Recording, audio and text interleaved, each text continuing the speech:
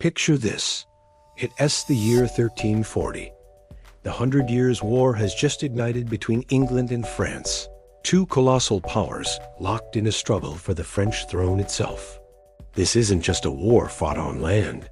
The very seas separating them, the English Channel, are about to become a brutal, decisive battleground.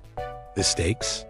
Control of the seas, the ability to invade, and the fate of nations. What followed was one of the most astonishing naval battles in medieval history. The Battle of Sluys. On one side, we have the French.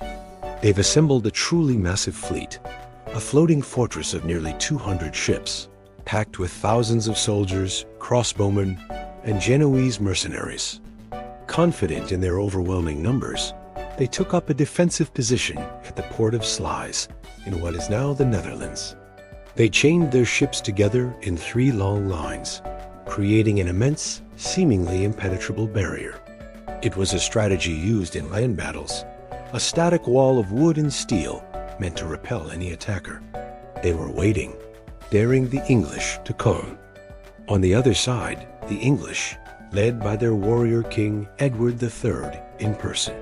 His fleet was smaller, but it held a crucial advantage that the French had fatally underestimated. As dawn broke on June 24th, Edward saw the French formation. He wasn't intimidated. He was strategic. He ordered his fleet to sail away from the port, making it look like a retreat. The French, believing the English were too scared to fight, might have cheered, but Edward was just waiting. He was waiting for the perfect moment, for the wind and the tide to turn in his favor.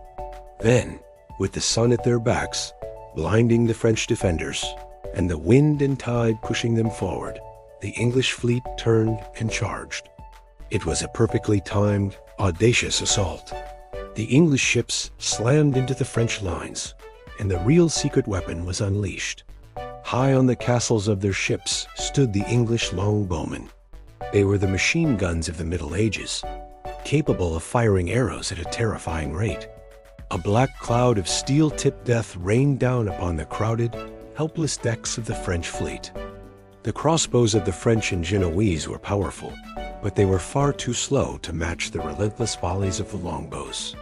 The French decks became a chaotic slaughterhouse before the first sword was even drawn.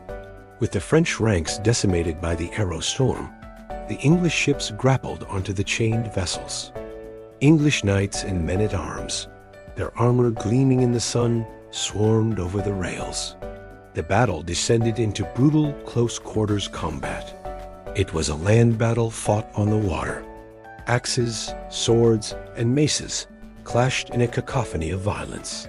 Trapped and unable to maneuver, the French ships were picked off one by one. The English fought their way from the first line to the second, and then to the third.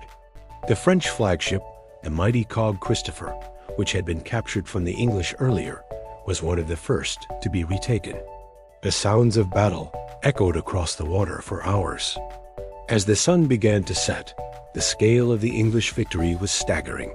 The French fleet was utterly annihilated. Nearly the entire force was sunk or captured. The sea was red, littered with the wreckage of ships and the bodies of thousands of French soldiers. It was a catastrophic, almost unbelievable defeat for France. The Battle of Sluys gave England total supremacy in the English Channel. It meant Edward III could now land his armies in France whenever and wherever he chose, paving the way for legendary English victories on land like Crécy and Agincourt. This single brutal day at sea didn't just win a battle. It shaped the next decade of the 100 Years' War. Thanks for watching, and be sure to subscribe for more epic history.